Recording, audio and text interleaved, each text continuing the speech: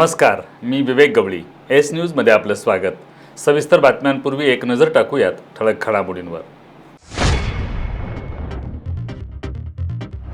कर्जमाफीसाठी तुम्ही निवडणुकांची वाट बघत आहात का? आमदार सतेज पाटील यांचा महायुती सरकारला सवाल. लाडकी बहीण योजनेमुळे सर्व खात्यांची निधीसाठी कसरत. राज्याचे आरोग्यमंत्री प्रकाश आबिटकर यांची कबुली. कोल्हापूर जिल्हा बार असोसिएशनसाठी 76% मतदान. मतमोजणी सुरू. रात्री उशिरा निकाल जाहीर होणार. राधानगरी तालुक्यातील जोगेवाडीत जनावरांच्या गोठ्याला आग. 6 जनावरांचा मृत्यू. वैरण, पशुखाद्य, प्रापंचिक साहित्य जळून सुमारे 12 लाख रुपयांचं नुकसान. आणि तोडकर संजीवनी चषक फुटबॉल स्पर्धेत सम्राटनगर स्पोर्ट्स, वेताळमाळ ताली मंडळ आणि फुलेवाडी क्रीडा मंडळ या संघांनी प्रतिस्पर्धी संघांवर विजय मिळवत गाठली पुढची फेरी. हे आहे GTPL SPN डिजिटल नेटवर्क आणि आपण पाहत आहात चॅनल एस.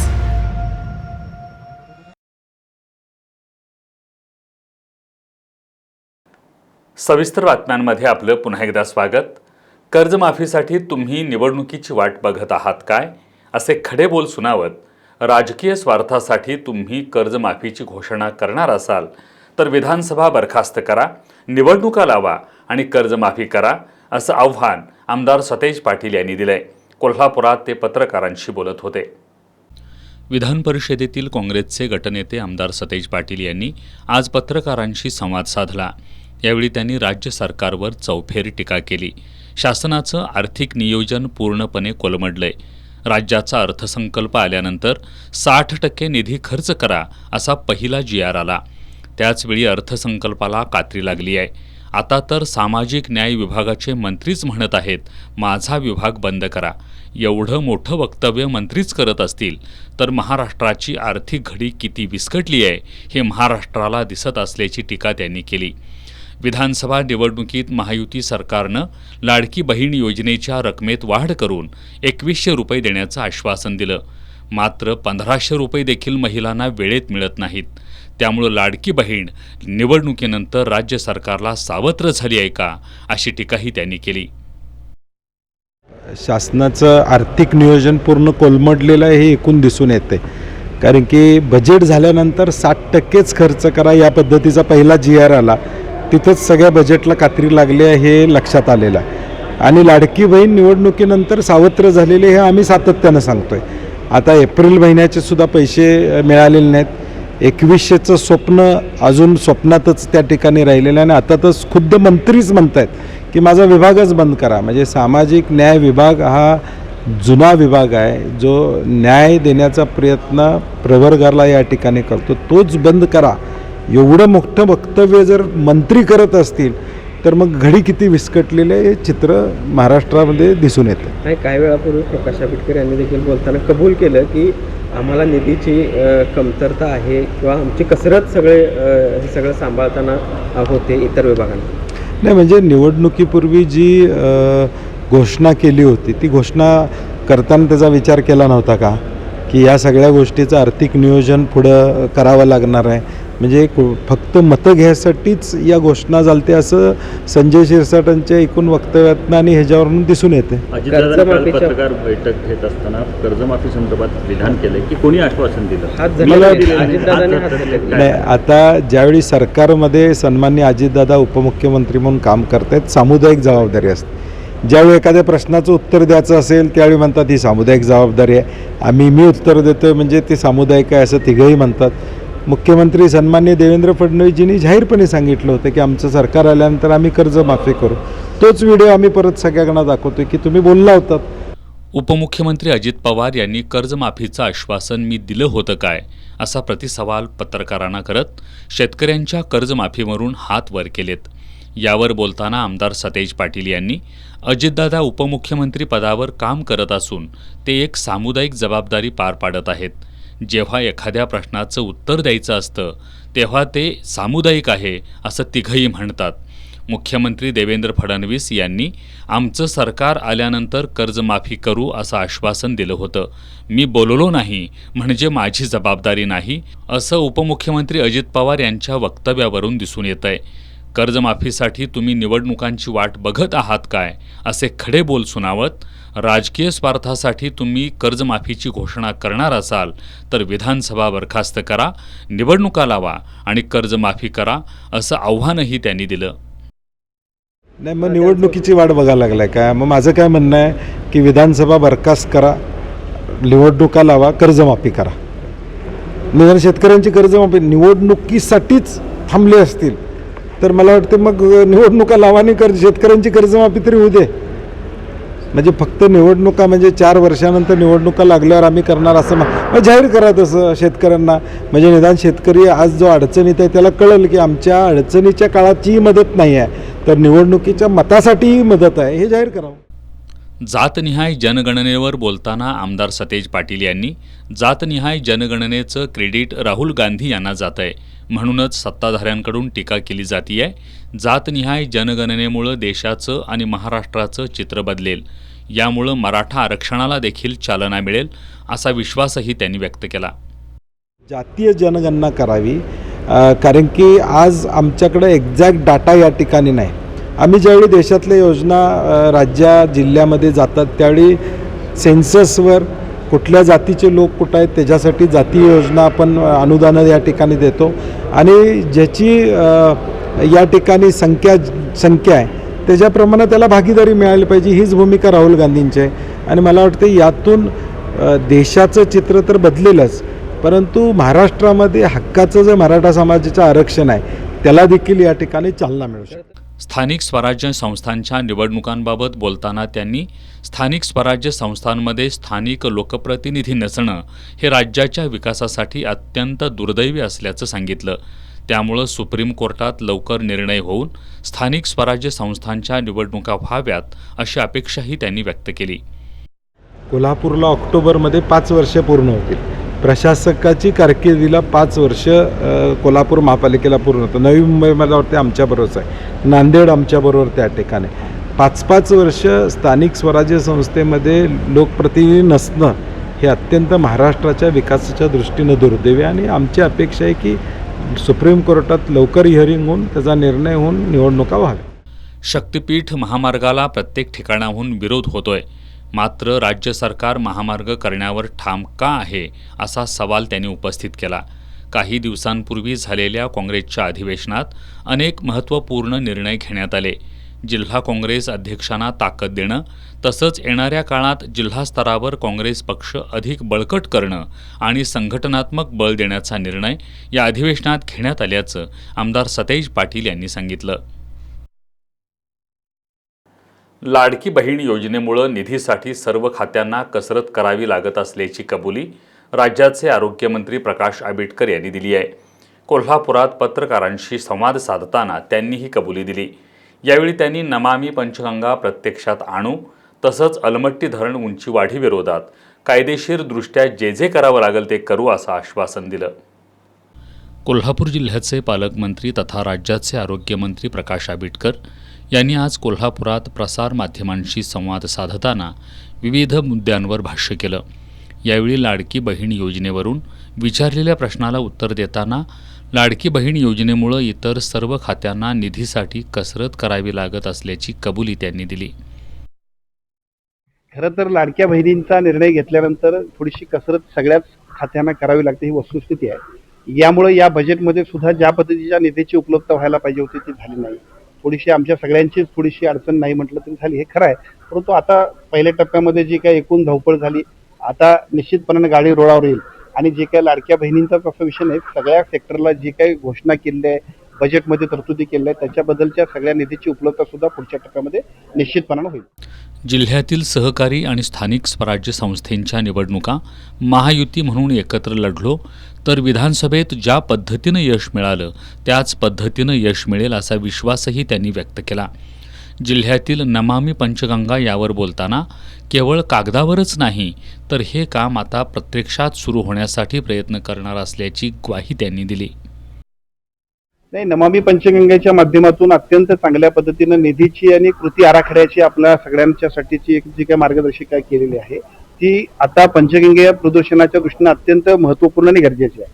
केवळ कागदावर नाही तर प्रत्यक्ष अंमलबजावणी करण्यासाठी आम्ही सगळे लोकप्रतिनिधी आणि विशेषतः पालकमंत्री म्हणून मी सुद्धा जबाबदारीनं आम्ही सगळेजण याच्यामध्ये काम करणार आहोत. आणि केवळ शासकीय आणि केवळ कागदावरचं काम नाही तर प्रत्यक्ष नमामि पंचगंगा ही खूप महत्त्वपूर्ण आणि प्रदूषणासाठी अत्यंत आवश्यक असणारी योजना असल्यामुळं पुढच्या टप्प्यामध्ये त्याची गतिमानता आपल्याला दिसेल.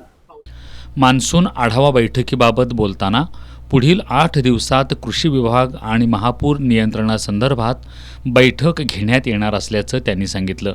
महापूर रोखण्यासाठी ज्या ज्या उपाययोजना कराव्या लागतील त्यात सगळ्या केल्या जातील असं सांगून अलमट्टीमधील पाणी विसर्गाबाबत सध्या दोन्ही पातळ्यांवर चर्चा सुरू असल्याची माहिती त्यांनी दिली. अलमट्टीच्या विषयावरती यापूर्वी सुद्धा सातत्यानं कर्नाटक आणि महाराष्ट्रामध्ये विशेषतः सांगली आणि कोल्हापूरच्या महापुराशी ज्याचा संबंध येतो ते अलमट्टी धरण असल्यामुळे आपल्या कोल्हापूरला आणि सांगलीला त्याची काळजी करावीच लागते. यापूर्वी सुद्धा केंद्र शासनानं ज्यावेळेला उत्तर दिलं होतं पार्लमेंटमध्ये, ज्यावेळेला खासदारांनी मांडलेल्या एका प्रश्नामध्ये त्यांनी सांगितलं की याच्याबद्दल कुठलेच कोर्टामध्ये काही पेंडिंग नाही. पण त्याच्यानंतर मात्र आपण राज्य शासनाच्या वतीनं निदर्शनास आणून दिलेलं आहे आणि राज्य शासनाच्या वतीनं त्याच्याबद्दल तीव्र विरोध जो महाराष्ट्र शासनाचा आहे हे याच्याबद्दल सुद्धा जसं त्यांच्या बाजूनं फौज उभी केली जाईल आमची सुद्धा जबाबदारी आहे की अशा पद्धतीनं आमच्या जिल्ह्यातल्या आमच्या 2 जिल्ह्यांमध्ये महाराष्ट्रातल्या या पुराचा अलमट्टीचा जो काही परिणाम होतोय त्याच्याबद्दल कायदेशीर कारवाई करण्यासाठी जे जे काही करावं लागेल ते आम्ही करणार आहोत. राज्य सरकारच्या आदेशानंतर 7/12 उतार्यातील अनावश्यक आणि कालबाह्य नोंदी शोधण्याचं काम आता अंतिम टप्प्यात आलंय. त्यामुळं कोल्हापूर जिल्ह्यातील जिवंत 7/12 मोहिमेच्या दुसऱ्या टप्प्याचं काम लवकरच पूर्ण होणार आहे. शेतकऱ्यांना कोणत्याही स्वरूपातील अडचणींना सामोरं जावं लागू नये यासाठी राज्यातील जमिनींचा 7/12 उतार्यावरील कालबाह्य आणि निरुपयोगी नोंदी हटवण्याचे आदेश राज्य सरकारने दिलेत. त्यानुसार वास्तवातील नोंदी दाखल करण्यासाठी जिवंत 7/12 मोहीम टप्पा 2 सुरू करण्यात आला आहे. या मोहिमेचं काम अंतिम टप्प्यात आलंय अशी माहिती जिल्हाधिकारी अमोल येडगे यांनी दिली. चावडी वाचनाच्या माध्यमातून कालबाह्य नोंदी शोधण्याचं काम केलं जात आहे. आता दुसऱ्या टप्प्यातील संबंधित खातेदारांकडील कागदपत्र आणि महसूल विभागाच्या दप्तराची पडताळणी केली जाईल. त्यानंतर अनावश्यक आणि कालबाह्य नोंदी 7/12 उतार्यातून कमी केल्या जातील. शिवाय प्रलंबित फेरफारांची नोंद घेतली जाईल. एकूणच दुसऱ्या टप्प्यात 7/12 उतारा अपडेट होईल. पहिल्या टप्प्यात चावडी वाचन आणि अनावश्यक नोंदी शोधण्याचं काम करण्यात आलं. हे काम आता अंतिम टप्प्यात आहे.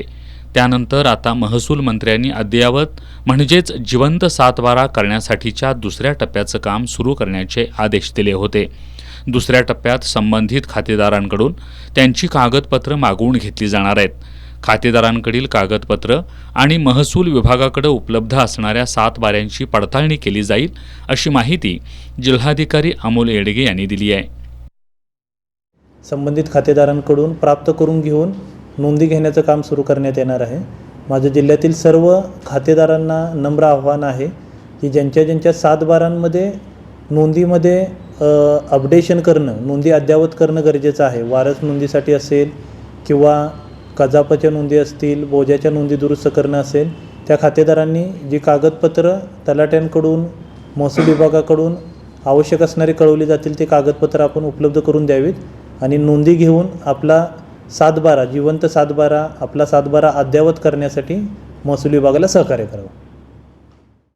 अनेक खातेदारांच्या 7/12 उतार्यावर बिनन्यूटियर आणि भोगवटादार वर्ग 2 यासारख्या चुकीच्या नोंदी झाल्या आहेत. त्याशिवाय अज्ञान पालनकर्ता शेरा, तगाई कर्ज, गहाणखत, सावकारी कर्ज, भूमी संपादन निवाडा अशा नोंदी मुदत संपल्यानंतरही 7/12 उतार्यावरून कमी झालेल्या नाहीत.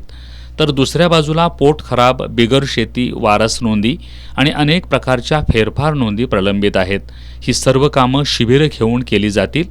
त्याशिवाय काही 7/12 उतार्यावरील एकूण क्षेत्र आणि सहहिस्सेदारांच्या नावावर नोंद झालेल्या क्षेत्रामध्ये तफावत दिसते. जिवंत 7/12 टप्पा 2 मध्ये या सर्व कागदपत्रांची पडताळणी करून अनावश्यक आणि कालबाह्य नोंदी रद्द केल्या जातील. त्यामुळं आता शेतकऱ्यांचा अद्ययावत 7/12 तयार होणार आहे. आयुर्वेदिक, आयुष आणि युनानीकडे शासनानं लक्ष देऊन प्रोत्साहित करावं अशी मागणी आमदार सतेज पाटील यांनी केली. कैलासवासी केदारी रेडेकर आयुर्वेदिक महाविद्यालयाच्या दीक्षांत सोहळ्यात ते बोलत होते. या कार्यक्रमाला पालकमंत्री प्रकाश आंबेडकर यांची प्रमुख उपस्थिती होती. यावेळी मान्यवरांच्या हस्ते 98 पदवी तर 25 पदव्युत्तर स्नातकांना पदवी प्रदान करण्यात आली. कैलासवासी केदारी रेडेकर आयुर्वेदिक महाविद्यालयाचा दीक्षांत सोहळा हॉटेल सयाजीच्या मेघ मल्हार सभागृहात आयोजित करण्यात आला होता. कार्यक्रमाला पालकमंत्री प्रकाश आंबेडकर, आमदार सतेज पाटील यांची प्रमुख उपस्थिती होती.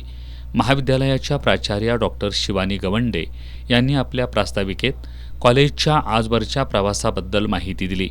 यावेळी मान्यवरांच्या हस्ते एकूण 98 पदवी तर 25 पदव्युत्तर धारकांना पदवी प्रदान करण्यात आली. या पदवीधारकांनी सहपरिवार आपली पदवी ग्रहण केली. यावेळी बोलताना महाविद्यालयाच्या अध्यक्षा अंजना रेडेकर यांनी संस्थेच्या स्थापनेपासून आजवर खडतर प्रवासातून संस्थेनं मार्ग काढत यश मिळवल्याचं सांगितलं.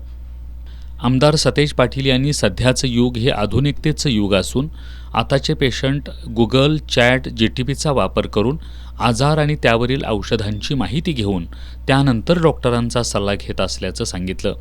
या तंत्रज्ञानामुळं 100 पैकी 59 लोकांच्या जॉबवर परिणाम होईल असा अंदाज जॉब इकॉनॉमिक सर्व्हे यांनी व्यक्त केला आहे. त्यामुळं सर्वांनी अपडेट राहून नवीन तंत्रज्ञान आत्मसात करून घ्यावं आणि आपलं भविष्य उज्ज्वल करावं असा कानमंत्र त्यांनी विद्यार्थ्यांना दिला.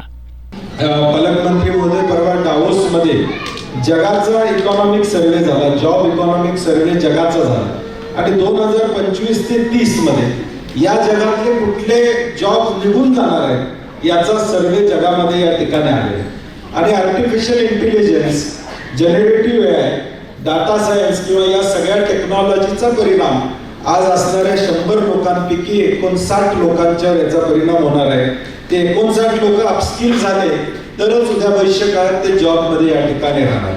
आणि माझी मुलींना विनंती, आता तुम्ही मुलींना विशेष करून माहीत असेल, मिनिमलिस्ट म्हणून एक कंपनी आहे जी ब्युटी प्रोडक्ट्स करते. आज हे ब्युटी प्रोडक्ट्स वापरताना डर्मॅटॉलॉजिस्टकडे आपल्याला जायला लागायचं, स्किन बघावी लागायची. आज प्रकाशरावजी मिनिमलिस्ट ही कंपनी तुमचा फोटो स्कॅन करते मोबाईलवर आणि 5 मिनिटात AI जनरेटेड उपचार तुम्हाला सांगतो. आता यामध्ये आपण कसं आपल्याला स्वतःला एक्सेल करू याचा विचार माझ्या विद्यार्थी भविष्य काळात या ठिकाणी करणं गरजेचं आहे. 25 वर्षापूर्वीचं डॉक्टर आणि आत्ताचा डॉक्टर यामध्ये फरक आहे. आणि म्हणून माझी ग्रॅज्युएट झालेल्या सर्व विद्यार्थ्यांना विनंती आहे की सातत्यानं अपडेट राहणं गरजेचं आहे. काय नव्या गोष्टी होतात त्याचा अपडेट होणं आपल्याला गरजेचं आहे. तंत्रज्ञान कितीही पुढं गेलं तरी ते रुग्णांच्या भावना, त्यांचं मन ओळखू शकणार नाही, तुमच्या इतकी काळजी घेऊ शकणार नाही. त्यामुळं तुम्ही निश्चिंत राहा असा सल्लाही त्यांनी विद्यार्थ्यांना दिला. सध्या आयुर्वेदिक, आयुष आणि युनानीकडं शासनाचं पूर्णपणे दुर्लक्ष आहे. त्याकडं लक्ष देऊन त्याला प्रोत्साहित करावं अशी मागणी त्यांनी कार्यक्रमाला उपस्थित असलेल्या राज्याचे आरोग्यमंत्री प्रकाश आंबेडकर यांच्याकडे केली. अनेक अडचणी या सेक्टर समोर आहे.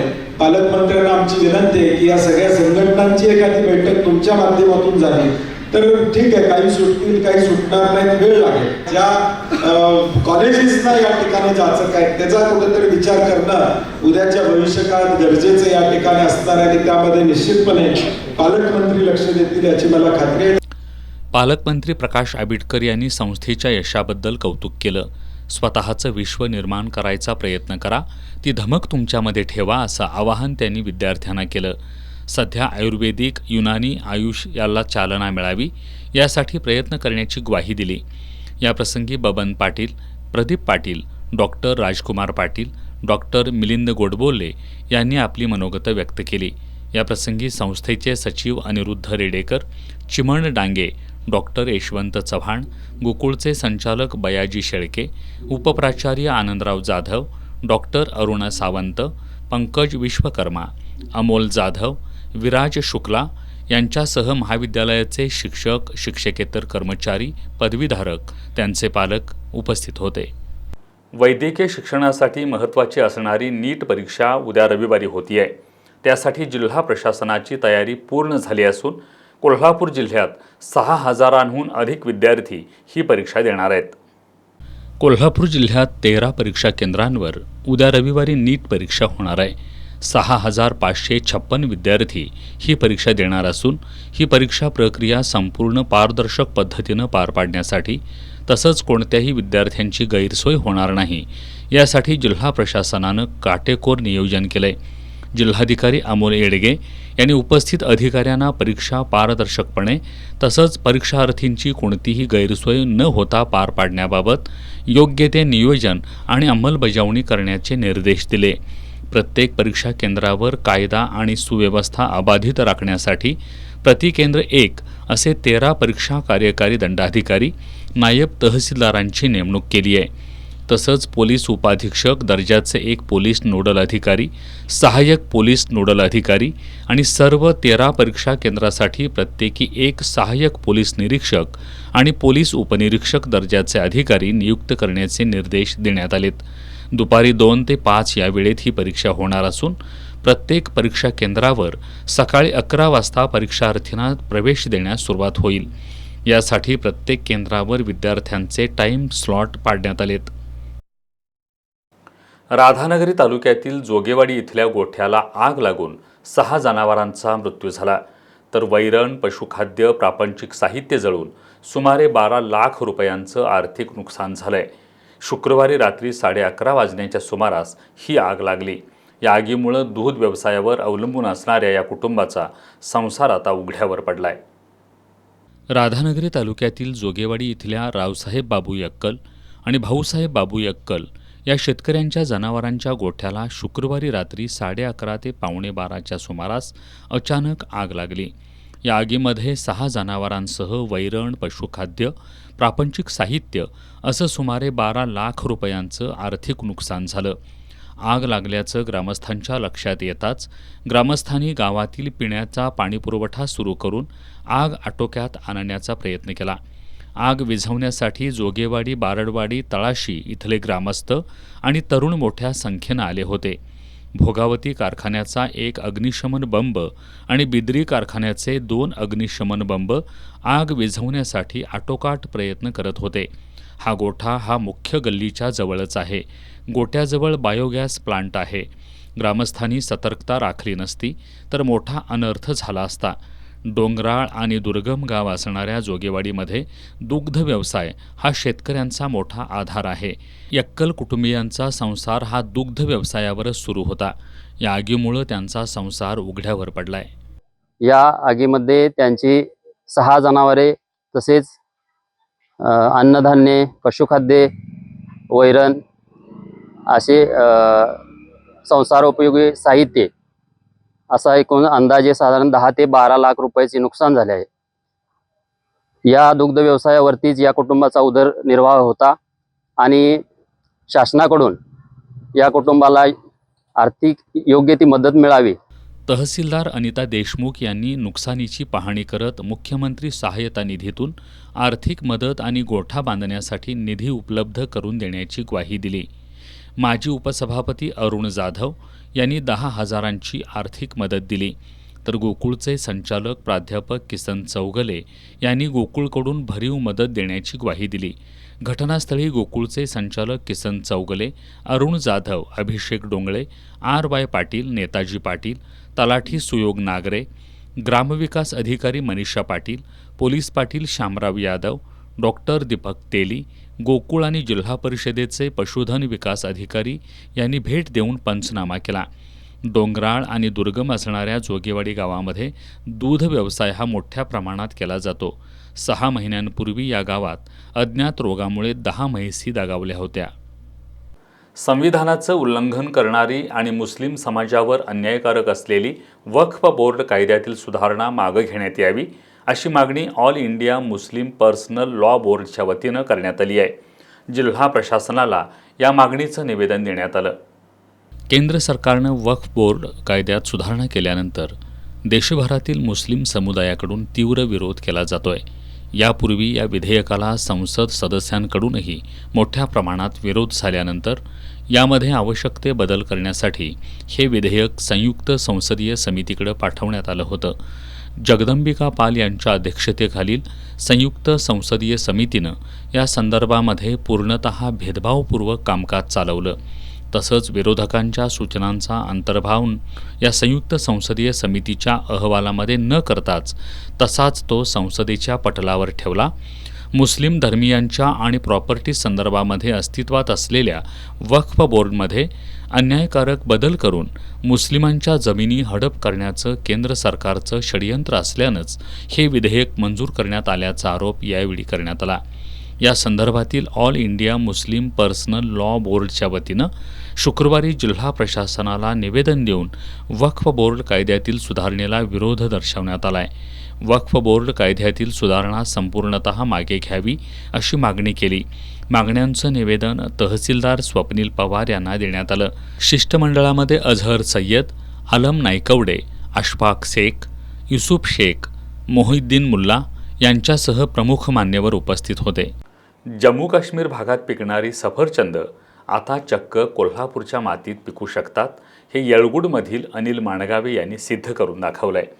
त्यांनी एक अनोखा प्रयोग करून स्वतःच्या 20 गुंठा शेतीत सफरचंदासह वेगवेगळ्या प्रकारचे आंबे आणि इतर फळझाडंही लावली आहेत. सध्या सर्वत्र असलेली वाढती महागाई, पिकांना अपेक्षित भाव न मिळणं, अशातच रासायनिक खतांचे वाढलेले दर यामुळं शेतकऱ्यांना शेती करणं परवडत नाही.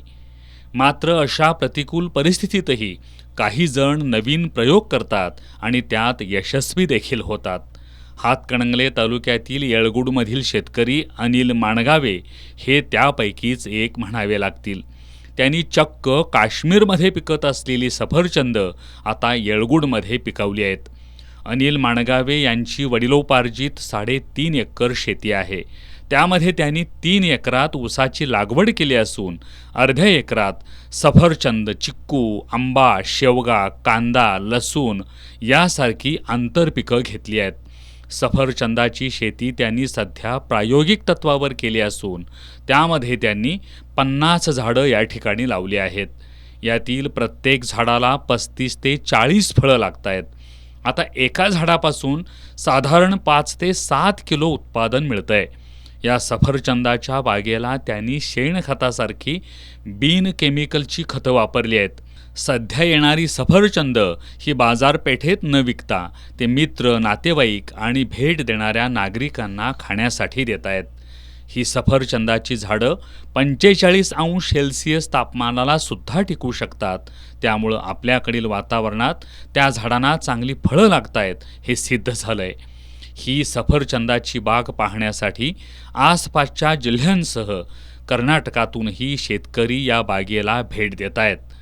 जे शेतकरी शेती परवडत नाही असं म्हणतात त्यांच्यासमोर अनिल माणगावे यांनी नवीन प्रयोग करून एक आदर्श निर्माण केला आहे. सर्व शेतकऱ्यांनी यासारखे नवीन प्रयोग करून शेतीला चांगले दिवस आणावेत असं आवाहनही त्यांनी केलं आहे.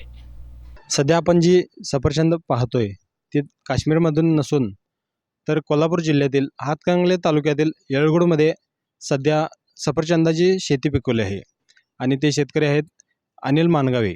त्यांनी स्वतःच्या 20 गुंठ्याच्या शेतीमध्ये आंबा, सफरचंद, शेवगा यासारखी अनेक पिके घेऊन भरघोस उत्पन्न घेत आहेत. तर त्यांच्याकडून जाणून घेऊया पारंपरिक शेती सोडून त्यांनी सफरचंदासारख्या जे काश्मीरमध्ये झाडं आहेत ती आपल्या चक्क कोल्हापुरात लागवड करून जे पीक घेत आहेत त्याबद्दल त्यांच्याकडून अधिक जाणून घेऊया. पारंपरिक शेती सोडून तुम्ही चक्क कोल्हापुरात सफरचंदाची शेती केला आहे, याबद्दल काय सांगू शकताय? शेती पुरवडना, ऊस वगैरे इकडं तिकडं, त्याच्यामुळं गडी माणसं मिळेनात. नवीन काहीतरी करायचं, नवीन संकल्पना करायची म्हणून मी सफरचंदची झाडं एक थोडी इकडे आणून लावून बघूया म्हटलं, तर ती लावली, सक्सेस झालेत, चांगले आहेत, फळं वगैरे लागलेले आहेत. तर ह्या आमच्या झाडाला आता सफरचंद म्हटलं तर एका झाडाला 35-40 फळं लागलेले आहेत. आता फळाचं वजन म्हणजे झाडाचं वजन म्हटलं तर एक 7-8 किलोपर्यंत आता निघू शकतं आहे. तर ह्यामुळं ह्या वर्षी परवडतं. पुढच्या वर्षी ह्याच्यापेक्षा कटिंग करून आणि परत जास्त फळं लागतील त्यावेळेला 10-15 किलोच्या पुढं फळ एका झाडाला लागेल. ह्याचबरोबर मी केशर आंबा एक 210 झाडं लावलेले आहेत, शेवगा लावलेला आहे. आंतरपीक म्हणून मी ह्याच्यात कांदा, लसूण, भुईमूग अशी आंतरपिकं ह्याच्यात घेतो आहे. त्याचाही खर्च ह्याच्यातून निघून जातो आहे. जी सफरचंदाची शेती केला आहे त्याला काश्मीरचं हवामान आणि कोल्हापूरचं हवामान यामध्ये काही बदल झाल्यामुळे तुम्हाला फरक जाणवतोय का पिकामध्ये? काही नाही, ही झाडं जी हुडकून आणलेली आहेत ती 45 डिग्रीची सेल्सिअस म्हणजे असं तापमान पेलतील अशीच ह्या पद्धतीची झाडं हुडकून आणलेली आहेत. हिची जात एक अन्ना म्हणून आहे आणि एक नाईन म्हणून आहे. ही 2 झाडं आणलेली आहेत आम्ही. त्याच्यामुळं काय इकडं काय त्याला काय परिणाम झालेला नाही आहे. तर यावर्षी तुम्हाला या फळझाडातून काही उत्पन्न मिळालं आहे असं? नाही, ह्या वर्षी काय फळं लागली, मित्रमंडळी, पै पाहुणे ह्यासनीच देऊन सगळं संपवलेलं आहे. की पारंपरिक शेतीपेक्षाही काहीतरी नवीन संकल्पना राबवून आपण शेतीतून भरघोस पीक घेऊन उत्पन्न वाढवू शकतोय. तर ज्या शेतकऱ्यांना वाटते की शेती परवडत नाही आणि शेती बंद करून बाहेर नोकरीला गेलेलं चांगलं, तर त्या सर्व शेतकऱ्यांसाठी अनिल मानगावे हे एक उत्तम आदर्श निर्माण करत आहेत. येळगुडहून एस न्यूजसाठी राजेंद्र शिंदे. कुरुंदवाड शहराला शुद्ध आणि मुबलक पाणी पुरवठा व्हावा या मागणीसाठी सर्वपक्षीय कृती समितीनं साखळी उपोषण सुरू केलंय. दरम्यान या आंदोलनस्थळी आमदार डॉक्टर राजेंद्र पाटील यड्रावकर यांनी भेट देऊन सुधारित नळपाणी पुरवठा योजनेच्या प्रशासकीय मंजुरीसाठी प्रयत्नशील असल्याचं आश्वासन दिलं. कुरुंदवाड शहराला शुद्ध आणि मुबलक पाणीपुरवठा होत नसल्यानं शहरवासियांना पाण्यासाठी धावाधाव करावी लागती आहे. सध्या नदी उशाला आणि कोरड घशाला अशी परिस्थिती निर्माण झाली आहे. अपुरा पाणीपुरवठा होत असल्यानं शहरवासियांमध्ये संताप आहे. त्यामुळं मुबलक आणि शुद्ध पाणीपुरवठ्यासाठी सर्वपक्षीय कृती समितीनं साखळी उपोषण सुरू केलं आहे. 2015 पासून हे भिजत मोडं पडलेलं आहे पाणीपुरवठ्याचं. मागचं काय मी आता काढणार नाही, मागं काय झालं काय नाही त्या खोलात जाणार नाही. पण जी 48 कोटीची जी नवीन पाईपलाईन जी मंजूर केलो असं म्हणतात, गेली 2 वर्षे सांगतात, प्रशासन सांगतंय, बाकीचे प्रतिनिधी सांगतात की आम्ही ती मंजूर केली आहे, मंजूर की अंतिम टप्प्यात आहे, अंतिम टप्प्यात आहे. अंतिम टप्पा आम्हाला काही समजायलाच तयार नाही. आमचं एवढंच मत आहे, आम्हाला कुठलं राजकारण करायचं नाही, कुणावरही राजकारण करायचं नाही. आम्हाला फक्त एवढंच करायचं आहे, गावचा पाणीपुरवठा व्हायला पाहिजे. आमची सगळ्या सर्व पक्षी कृतीची इच्छा आहे आणि तो पाणीपुरवठा लवकर व्हावा ही आमची इच्छा आहे. आजचा 10वा दिवस आहे. मी एवढं सांगतो प्रशासनाला की जोपर्यंत शासकीय मान्यता मिळत नाही, शासनाची जोपर्यंत पाणीपुरवठा मान्यता मिळत नाही, तोपर्यंत आम्ही इथनं अजिबात उठणार नाही. हे उपोषण आमचं साखळी उपोषण चालूच राहणार. सुधारित नळपाणी पुरवठा योजनेला अद्यापही प्रशासकीय मंजुरी मिळाली नसल्यानं समितीनं नाराजी व्यक्त केली. दरम्यान आमदार डॉक्टर राजेंद्र पाटील यड्रावकर यांनी आंदोलनस्थळी भेट देऊन चर्चा केली. सुधारित नळपाणी पुरवठा योजनेला प्रशासकीय मंजुरी मिळवण्यासाठी प्रयत्नशील असल्याचं त्यांनी सांगितलं. यावेळी त्यांनी आंदोलन मागं घेण्याची विनंती केली, मात्र आंदोलकांनी त्याला नकार दिला. यावेळी कृती समितीचे अध्यक्ष प्रफुल्ल पाटील, तानाजी आलासे आदी उपस्थित होते. या आंदोलनाला विविध सामाजिक संघटना, नागरिकांनी पाठिंबा दिलाय. कोल्हापूर जिल्हा बार असोसिएशनच्या कार्यकारिणी निवडीसाठी आज न्याय संकुलाच्या इमारतीत मतदान प्रक्रिया पार पडली. सायंकाळी 5 वाजेपर्यंत 76.49% मतदान झालंय. आज रात्री उशिरा मोजणी पूर्ण होऊन निकाल जाहीर केला जाणार आहे. या निवडणुकीत 3 पॅनेल उतरले असून 15 जागांसाठी 45 उमेदवार रिंगणात आहेत. कोल्हापूर जिल्हा बार असोसिएशनच्या कार्यकारिणी निवडीसाठी निवडणूक प्रक्रिया राबवण्यात येत असून निवडणूक निर्णय अधिकारी म्हणून ॲडव्होकेट सुभाष पिसाळ हे काम पाहत आहेत. या निवडणुकीत 15 जागांसाठी 3 पॅनेलचे मिळून एकूण 45 उमेदवार रिंगणात आहेत. अध्यक्षपदासाठी advocate FR Patil, advocate Anandrao Jadhav आणि ॲडव्होकेट सतीश कुणकेकर हे रिंगणात आहेत. उपाध्यक्षपदासाठी ॲडव्होकेट संदीप चौगुले, तुकाराम पाडेकर, रेखा भोसले यांच्यात लढत आहे. तर सचिवपदासाठी ॲडव्होकेट प्रशांत पाटील, मनोज पाटील आणि सूर्यदीप भोसले यांच्यात लढत होणार आहे. या निवडणुकीत मुंबई उच्च न्यायालयाचं खंडपीठ कोल्हापुरात व्हावं या मुद्द्यावरच तिन्ही पॅनेलकडून प्रचार करण्यात आला होता. या निवडणुकीसाठी आज सकाळी 9 वाजल्यापासून मतदान प्रक्रियेला प्रारंभ झाला. सकाळी 5 वाजेपर्यंत एकूण 2940 सभासदांपैकी 2249 सभासदांनी मतदानाचा हक्क बजावला असून 76.49% इतकं मतदान झालंय. दरम्यान सायंकाळी 6 वाजल्यापासून मतमोजणीला सुरुवात झाली असून आज रात्री उशिरा याचा निकाल अपेक्षित आहे. उच्च न्यायालयाच्या निर्देशानुसार POP गणेश मूर्तींवर बंदी घालण्यात आली आहे. तसंच गणेश मूर्तिकारांना महानगरपालिकेकडं नाव आणि व्यवसाय नोंदणी करणं अनिवार्य करण्यात आलं आहे. या विरोधात मूर्तिकार एकवटले असून बजाप माझगावकर तालीम मंडळ आणि मूर्तिकार संघटनेनं डिजिटल फलक लावून याचा निषेध केलाय. उच्च न्यायालयाच्या निर्देशानुसार राज्य शासनानं POP गणेश मूर्तींवर बंदी घातली आहे. तसंच गणेश मूर्तिकारांना महानगरपालिकेकडं नाव आणि व्यवसाय नोंदणी करणं अनिवार्य केलं असून याबाबत महानगरपालिकेनं संबंधित मूर्तिकारांना नोटीस बजावली आहे. प्लास्टर ऑफ पॅरिसच्या मूर्तींमुळं होणारं पाणी प्रदूषण या मुद्द्यांवरून हे निर्देश देण्यात आले आहेत. गणेशोत्सवाला 3 महिने बाकी असताना आणि बहुतांश प्रमाणात मूर्तींचं काम पूर्ण झालं असताना अशा पद्धतीच्या निर्णयामुळं मोठं आर्थिक नुकसान होणार असल्याचं गणेश मूर्तिकारांनी सांगितलं.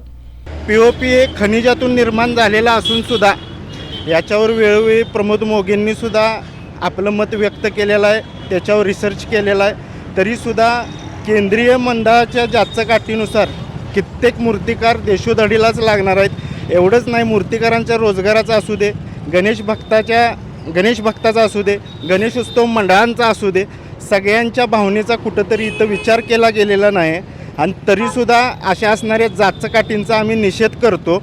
आणि पूर्ण कोल्हापुरातील असणाऱ्या पुरोगामीची जी मंडळं आहेत, पुरोगामी विचारांची, त्या पूर्ण मंडळांना आम्ही आवाहन करतो की या लढ्यात सामील व्हा आणि हा जो काय बंदीचा निर्णय आलेला आहे हा आपल्याला परतवायचा आहे आणि परतवून आपल्याला पूर्ण या निर्णयाचा जाहीर निषेध करायचा आहे. त्यासाठी आम्ही मूर्तिकार संघटनेच्या माध्यमातून आणि बजाप माझगावकर तालमीच्या माध्यमातून आम्ही ही सुरुवात केलेली आहे.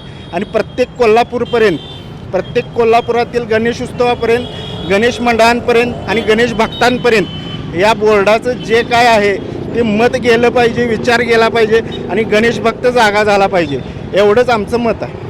शासनाच्या या निर्णयाविरोधात मूर्तिकार एकवटले असून कोल्हापुरातील बजाप माझगावकर तालीम मंडळ आणि मूर्तिकार संघटनेने पापाची तिकटी इथं डिजिटल फ्लेक्स उभारून तीव्र भावना व्यक्त केल्यात. शिवजयंतीनिमित्त कोल्हापूर शहरात काढलेल्या मिरवणुकीत डॉल्बीचा दणदणाट झाला. त्यामुळं ध्वनी मर्यादेचं उल्लंघन केलेल्या 10 मंडळांवर जुना राजवाडा पोलिसांकडून कारवाई प्रक्रिया सुरू झाली आहे. कोल्हापूर शहरात यावर्षी पारंपरिक शिवजयंतीचा सोहळा मोठ्या उत्साहात संपन्न झाला.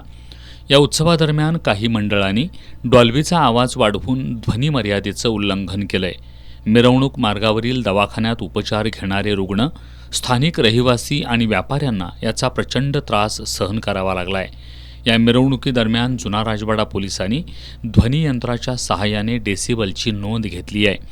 मिरवणुकीतील 10 मंडळांनी 100 डेसिबलपेक्षाही अधिक आवाजात डॉल्बी सिस्टीमवर गाणी लावल्याचं निदर्शनास आल्यानं संयुक्त मंगळवार पेठ, उत्तरेश्वर पेठ, वाघाची तालीम, महाराणा प्रताप चौक, गंजीमाळ, शाहूपुरी, राजारामपुरी, खंडोबा तालीम, संयुक्त पाचगाव यासह 10 मंडळांविरोधात न्यायालयात खटले दाखल करण्याची प्रक्रिया सुरू केल्याची माहिती जुना राजवाडा पोलीस ठाण्याचे निरीक्षक संजीव झाडे यांनी दिली आहे. मध्यवर्ती बसस्थानक परिसरातील शिवशक्ती मोटर्स या जुन्या मोटारी खरेदी विक्री करणाऱ्या शरद बनसोडे यांना एका भामट्या ग्राहकानं चुना लावलाय. मोटारीची ट्रायल घेऊन येतो असं सांगून त्या भामट्यानं 4 चाकी मोटार घेऊन पोबारा केलाय. या प्रकरणी बनसोडे यांनी दिलेल्या फिर्यादीवरून प्रशांत चोडणकर यांच्या विरोधात शाहूपुरी पोलिसात गुन्हा दाखल करण्यात आलाय. शरद बनसोडे यांचा जुन्या 4 चाकी मोटारी खरेदी विक्रीचा व्यवसाय आहे. कोल्हापुरातील न्यू शाहूपुरी इथल्या बेकर गल्लीत शिवशक्ती मोटर्स या नावानं त्यांचं फर्म आहे. 4 दिवसांपूर्वी प्रशांत चोडणकर हे ग्राहक त्यांच्याकडे आले होते. त्या ग्राहकानं बनसोडे यांच्याकडील एक 4 चाकी मोटार पसंत केली. त्यानंतर मोटारीची ट्रायल घेऊन येतो असं सांगून मोटारीसह पोबारा केला. या प्रकरणी शरद बनसोडे यांनी दिलेल्या फिर्यादीवरून प्रशांत चोडणकर याच्या विरोधात शाहूपुरी पोलिसात गुन्हा दाखल करण्यात आलाय.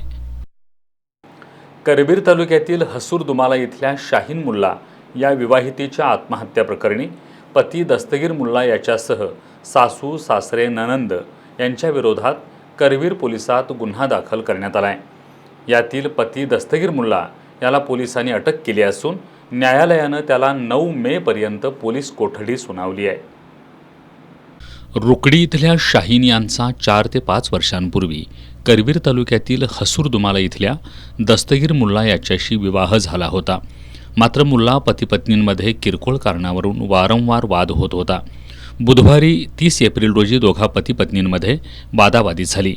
दरम्यान गुरुवारी सकाळी शाहीन हिचा मृतदेह गावातीलच एका विहिरीत आढळून आला. सासरच्या जाचाला कंटाळून शाहीन हिनं आत्महत्या केल्याचा आरोप करत तिचे नातेवाईक नौशाद ठकार यांनी करवीर पोलिसात पती दस्तगीर मुल्ला, सासू दौलत बी, सासरा सिकंदर आणि ननंद रजिया यांच्या विरोधात फिर्याद दिली. यावरून पोलिसांनी पती, सासू, सासरा, ननंद यांच्या विरोधात गुन्हा दाखल केला होता. आज शाहीन हिचा पती दस्तगीर याला अटक केली. न्यायालयानं त्याला 9 मेपर्यंत पोलीस कोठडी सुनावली आहे. बाजारभावापेक्षा कमी दरानं सोने चांदी देण्याचा आमिष दाखवत 3 महिलांची 6,15,000 रुपयांची फसवणूक केल्याप्रकरणी शिवाजीनगर पोलीस ठाण्यात तिघींवर गुन्हा दाखल करण्यात आला आहे. विद्या संकपाळ, साक्षी संकपाळ, विकी आगवाणी अशी त्यांची नावं आहेत. यापैकी विद्या संकपाळ आणि विकी आगवाणी यांना पोलिसांनी अटक केली आहे. त्यांना आज न्यायालयात हजर केला असता न्यायालयानं त्यांना न्यायालयीन कोठडी सुनावली आहे. कोल्हापुरातील विक्रमनगर चर्चच्या वतीनं नेत्र तपासणी आणि चष्मे वाटप शिबिर आयोजित करण्यात आलं. रेवडंट संजय अघमकर, संजय धनवडे, KCCचे कार्यकारी चिटणीस दीनानाथ कदम आणि पश्चिम महाराष्ट्र देवस्थान व्यवस्थापन कमिटीचे सचिव शिवराज नाईकवाडे यांच्या प्रमुख उपस्थितीत या उपक्रमाला सुरुवात करण्यात आली. जतन फाउंडेशन, बेडकियाळ चर्च आणि नंदादीप नेत्रालय यांच्या सहकार्यानं राबवलेल्या या सामाजिक उपक्रमाला लोकांचा प्रचंड प्रतिसाद मिळाला. परिसरातल्या 260 लोकांनी या उपक्रमाचा लाभ घेतला. यासाठी संदीप वाघमारे, अजित रनवरे, रेवडंट अमोल कदम, शांतिजीत कदम, अमोल काळे, शारोन घाटगे, सूरज धनवडे, डेव्हिड फर्नांडिस, यशराज रनवरे आणि राहुल रनवरे यांनी विशेष परिश्रम घेतले. गगनबावडा तालुक्यातील तळये बुद्रुक येथील ग्रामदैवत श्री काळम्मादेवी आणि विठ्ठल रुक्मिणी मंदिराचा कलशारोहण सोहळा मोठ्या भक्तिमय वातावरणात पार पडला. या निमित्तानं गेल्या 2 दिवसात विविध धार्मिक कार्यक्रम आयोजित करण्यात आले होते. गगनबावडा तालुक्यातील तळये बुद्रुक येथील ग्रामदैवत श्री काळम्मादेवी आणि श्री विठ्ठल रुक्मिणी मंदिराचं कलशारोहण आणि मूर्ती प्राणप्रतिष्ठापना सोहळा धार्मिक आणि मंगलमय वातावरणात संपन्न झाला. या ठिकाणी श्री विठ्ठल रुक्मिणी मूर्तीची प्राणप्रतिष्ठापना हरिभक्त परायण विठ्ठल वास्कर महाराज यांच्या हस्ते, तर मंदिराचं कलशारोहण परमपूज्य स्वामी उंबरनाथ गिरी महाराज यांच्या हस्ते करण्यात आलं. पुरोहित, वेदशास्त्र संपन्न सपरे काका आणि सहकारी यांच्या मंत्रघोषात हा कार्यक्रम संपन्न झाला. 2 दिवसात सकाळी काकड आरती, ज्ञानेश्वरी वाचन, भजन, कीर्तन यासारखे विविध कार्यक्रम आयोजित करण्यात आले होते. त्यानंतर महाप्रसाद, माहेरवाशिणींची ओटी भरणे, गारव्याचं पूजन, हळदी कुंकू आदी कार्यक्रम झाले. या सोहळ्याला ग्रामस्थ मोठ्या संख्येनं उपस्थित होते. तरुणाच्या त्रासाला कंटाळून पन्हाळा तालुक्यातील वाघवे इथल्या मुलीनं आत्महत्येचा प्रयत्न केलाय. या प्रकरणी पन्हाळा पोलिसांनी आदित्य दिलीप पाटील या तरुणाला अटक केली आहे. न्यायालयानं त्याला 2 दिवसांची पोलीस कोठडी सुनावली आहे. पन्हाळा तालुक्यातील वाघवे इथल्या आदित्य दिलीप पाटील हा तरुण एका मुलीला ब्लॅकमेल करून फोटो व्हायरल करण्याची धमकी देत होता. मुलीच्या नातेवाईकांनी आदित्यला समज दिली होती, तरीही त्यानं हा प्रकार सुरूच ठेवला. त्यामुळं त्याच्या त्रासाला कंटाळून पीडित मुलीनं विष प्राशन करून आत्महत्येचा प्रयत्न केला. सध्या त्या मुलीवर कोल्हापुरातील खाजगी रुग्णालयात उपचार सुरू आहेत. दरम्यान मुलीला आत्महत्येस प्रवृत्त केल्याप्रकरणी पन्हाळा पोलिसांनी आदित्यला अटक केली असून न्यायालयानं त्याला 2 दिवसांची पोलीस कोठडी सुनावली आहे. शाहू स्टेडियमवर तोडकर संजीवनी चषक फुटबॉल स्पर्धेचे सामने सुरू आहेत. आजच्या सामन्यात सम्राटनगर स्पोर्ट्स, वेताळमाळ तालीम मंडळ आणि फुलेवाडी क्रीडा मंडळ या संघांनी प्रतिस्पर्धी संघांवर विजय मिळवले. शाहू स्टेडियमवर सुरू असलेल्या तोडकर संजीवनी चषक फुटबॉल स्पर्धेत आज सायंकाळच्या सत्रात फुलेवाडी क्रीडा मंडळ आणि बालगोपाल तालीम मंडळ यांच्यात सामना खेळवण्यात आला. सामन्याच्या सुरुवातीपासूनच दोन्ही संघांनी आक्रमक खेळ केला. पूर्वार्धात 38व्या मिनिटाला बालगोपालच्या रोहित कोर्णेच्या पासवर सागर पोवार यानं मैदानी गोल करत संघाला 1-0 अशी आघाडी मिळवून दिली.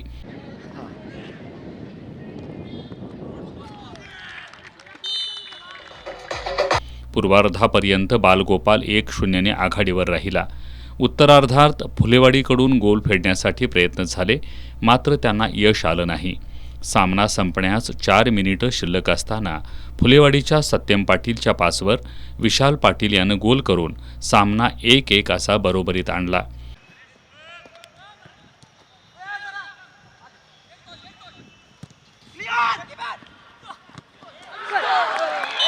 संपूर्ण वेळेत हीच बरोबरी कायम राहिल्यानं निकालासाठी टाय ब्रेकरचा अवलंब करण्यात आला. यामध्ये बालगोपालकडून प्रतीक पोवार, ऋतुराज पाटील, आशिष कुरणे, मुस्तफा फरास यांनी गोल केले, तर रोहित कुरणे याचा फटका रोखला.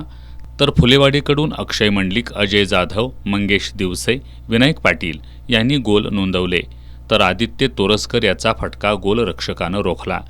टाय ब्रेकरमध्येही सामना 4-4 असा बरोबरीत राहिला. सडन डेथमध्ये फुलेवाडीकडून कार्तिक लवटे आणि सिद्धेश साळोखे यांनी अचूक गोल नोंदवले. बालगोपालकडून युनुस नदाब यानं गोल केला. सार्थक जाधव याचा फटका फुलेवाडीच्या गोलरक्षकानं अडवल्यानं हा सामना फुलेवाडी संघानं सडन डेथमध्ये विजय मिळवून पुढील फेरीत प्रवेश केला. सकाळच्या सत्रातील सामन्यात सम्राटनगर स्पोर्ट्स आणि वेताळमाळ तालीम संघांनी प्रतिस्पर्धी संघांवर विजय मिळवले. उद्या सकाळी 8 वाजता संयुक्त जुना बुधवार पेठ विरुद्ध रंकाळा तालीम, तर 4 वाजता श्री शिवाजी तरुण मंडळ विरुद्ध पाटाकडील तालीम मंडळ ब यांच्यामध्ये सामना होणार आहे. शेवटी पुन्हा एक नजर आजच्या ठळक घडामोडींवर. कर्जमाफीसाठी तुम्ही निवडणुकांची वाट बघत आहात का? आमदार सतेज पाटील यांचा महायुती सरकारला सवाल.